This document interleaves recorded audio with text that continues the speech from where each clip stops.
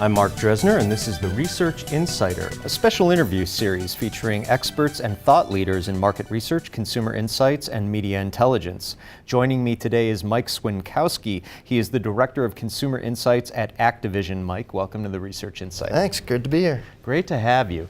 What's different about the gaming industry as a researcher versus perhaps some of the traditional? I'd say one of the biggest things is we are not a entirely needs-based category. So for instance, if you look at a lot of consumer packaged goods, when you're deciding whether you're going to get toothpaste or not, you need toothpaste. You must purchase something, and you're trying to decide. Often when I talk to different suppliers and things, they may write a survey about when you go to look for your next shooter game, how would you think about it? But our consumers don't think about that game. It operates a little bit closer to TV and film and music. They aren't like, you don't say, oh, I'm looking to get the next foreign film. You just hear about a good film or something that intrigues you and you go out and get it. That's sort of how games operate. And it changes the way that we have to think about research. People don't have to buy our games. Mm-hmm. They can absolutely ignore them if we don't put out anything compelling.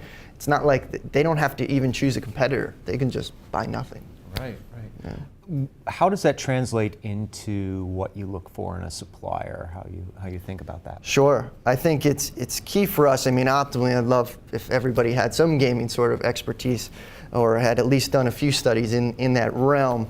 But if you've at least done something in the entertainment space or something closely technology related, you start to have dealt with some of the same problems that we would have to in the past. You know that it's not as needs-based. Some of the things are familiar, some of the purchase funnels and tracking and segmentation that you may go through for a lot of CPG companies are similar, but you have to approach things a little differently. Our launches are often rather fast. We may know there's a long lead-in, but then once the game comes out, we know pretty quickly within a week or so how it's going to do. Mm-hmm.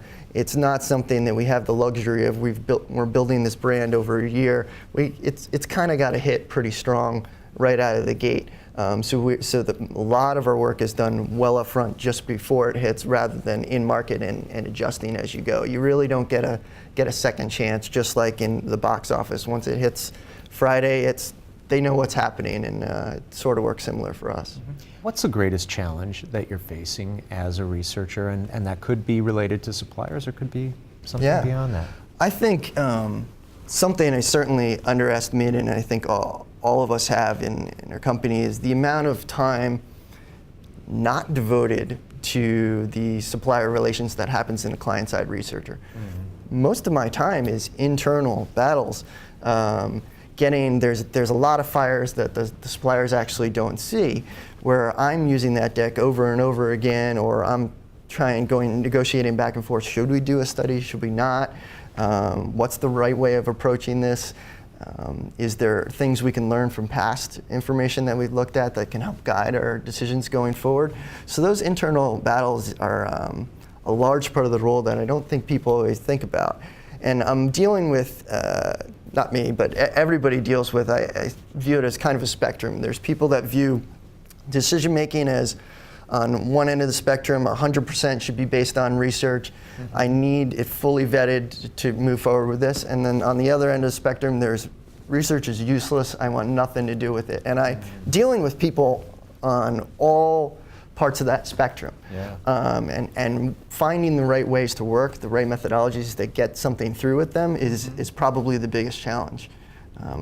It's always critical to work cross-functionally really well, and I think that in any consumer insights role, that's going to be one of the biggest challenges. Any lessons learned along there? Any anecdotes or tips that you might have? Yeah, I'd say one of the biggest challenges is getting somebody like our studios that create our games, or say some of our advertising agencies that are very they're likely pretty research averse, particularly quantitative research, for instance. So one way I've approached things is being very transparent about the methodologies, why I chose this route, why we're going to go through these steps, and making them part of the process so they don't feel like there's anything hidden. They, if there's qualitative research, they're seeing it live either via camera from outside or they're behind the glass. They're with us as part of that process. And prior to going in the research, we've made some agreements on these are the goals we want to achieve. I know you have a different viewpoint on what's great creative or what's a great game, but we all want to achieve this, and I'm going to focus the research on keep coming back to those questions. So I think commonly agreed upon goals up front, mixed with transparency on the research process. I mean, I'll go as deep as I need to answer methodology questions, but being very transparent with them throughout it has worked well. Well, thanks for joining us and thanks for sharing great advice. And I hope that the suppliers and other clients out there are listening today, because this is good stuff, Mike. Thank you very much. Great to talk to you. Yeah. Thank you. And that concludes this episode of the Research Insider. I'm Mark Dresner, and you've just heard the Insight Scoop.